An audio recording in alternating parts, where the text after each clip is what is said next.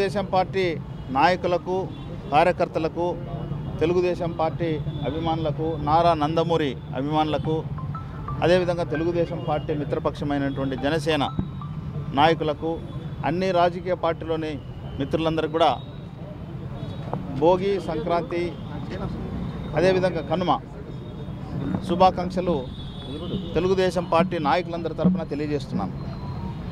ఈ సందర్భంగా మీ ద్వారా ప్రజలకు ఒకటే విజ్ఞప్తి చేస్తున్నాం.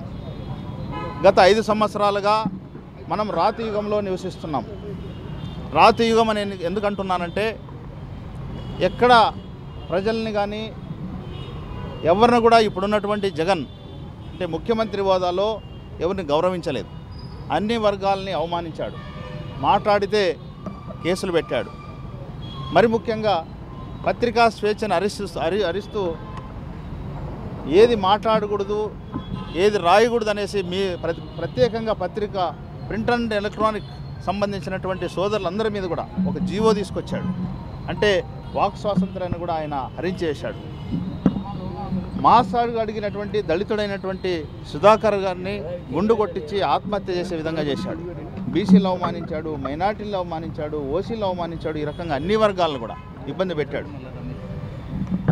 అదే తెలుగుదేశం పార్టీ హయాంలో ముఖ్యమంత్రి చంద్రబాబు నాయుడు గారు ఉన్నప్పుడు సంక్రాంతి వస్తే చంద్రన్న కానుక పేరు మీద సంక్రాంతి అన్ని వర్గాలు జరుపుకోవాలనేసి ఆయన కానుకలు ఇచ్చేవాడు. క్రిస్టియన్ సోదరులకు, ముస్లిం సోదరులకు కూడా కానుకలు ఇచ్చి పండుగ చేసుకునే పరిస్థితి. ఈరోజు ఈ 5 సంవత్సరాల కాలంలో జగన్ ముఖ్యమంత్రిగా ఉన్నప్పుడు కనీస అవసరాలైనటువంటి ఉప్పు, పప్పు, కారం అన్నీ కూడా పండుగ చేసుకునే పరిస్థితి లేదు. దాదాపు 5 కోట్ల ఆంధ్రలో దాదాపు 90% ఈరోజు పేదవాళ్ళు ఉన్నారు, బడుగు బలహీన వర్గాలు ఉన్నారు. కనీస అవసరాలు పెంచాడు కాబట్టి ఎవ్వరు కూడా పండుగ చేసుకునే పరిస్థితి లేదు. ఉద్యోగులు ఇబ్బంది పడుతున్నారు, నిరుద్యోగులు ఇబ్బంది పడుతున్నారు, ఎస్సీ, ఎస్టీ, బీసీ, మైనార్టీ పథకాలు రద్దు చేశాడు, వాళ్ళు కూడా ఇబ్బంది పడుతున్నారు, పత్రికా సోదరులు మీరు ఇబ్బంది పడుతున్నారు.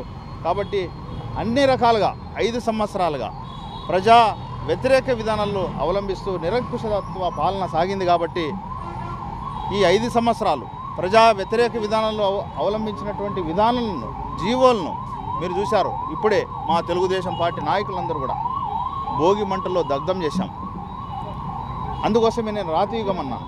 ఈ రోజుతో ఇప్పుడే భోగి మంటల్లో జగన్ ఆలోచన విధానాన్ని, జీవో రూపంలో తెచ్చిన పరిపాలనని భోగి మంటల్లో వేసి దగ్ధం చేసేసాం. మరి రేపటి నుంచి సంక్రాంతి వస్తుంది, స్వర్ణయుగం రాబోతుంది. 2024లో మీరందరూ ఆశీర్వాదిస్తే తెలుగుదేశం పార్టీ అధికారంలో వస్తుంది. మనందరి ప్రియతమ నాయకుడైనటువంటి చంద్రబాబు నాయుడు గారు ముఖ్యమంత్రి అవుతాడు. మరి స్వర్ణయుగం రాబోతుంది.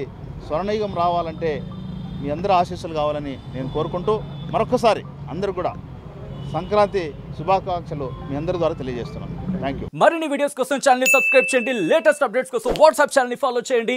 అండ్ లింక్ డిస్క్రిప్షన్ లో ఉంది.